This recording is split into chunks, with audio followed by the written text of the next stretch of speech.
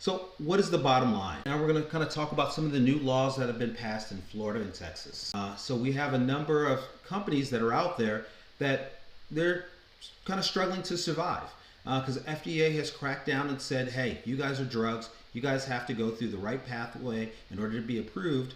And that takes usually somewhere between 60 to $80 million. A lot of these companies can't afford to do that. So they're looking for anywhere they can sell these to physicians that will say, oh, okay, this kind of makes sense. And right now, that's definitely Florida and Texas.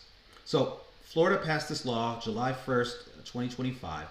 It allows for non-FDA approved stem cell therapy. So what does that mean? Well, they're limiting to orthopedics, pain management, and wound care. And it prohibits fetal or embryonic cells. So nothing from fetal tissue, nothing from aborted tissue, but you can use amniotic tissue over there in Florida.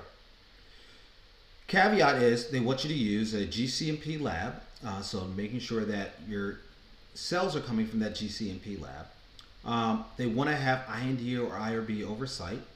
They want you to do post-thaw viability testing, and they want it from an FDA facility registration. Now, Texas, on the other hand, they're doing it more in expansion of the intestinal stem cell access, meaning they want you to have that IND. They want you to kind of do it under an investigational or a study type of thing where you're collecting the data. And they also want it done in outpatient facilities that have at least a level 2 anesthesia. And they require annual adverse event reporting to the medical board.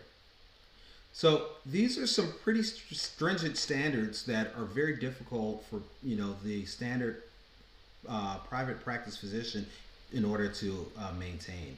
So even though people think that, hey, we're free, we can do this, that may not actually be the case. You need to kind of make sure that you're checking all these boxes. So even though these two states passed these laws, FDA still kind of supersedes them, right? We know that FDA still classifies these as drugs. And although right now it doesn't really seem like we have too many people with their hands on the wheel at the FDA, if they decide to start going after clinics, they can, because the federal law supersedes the state law.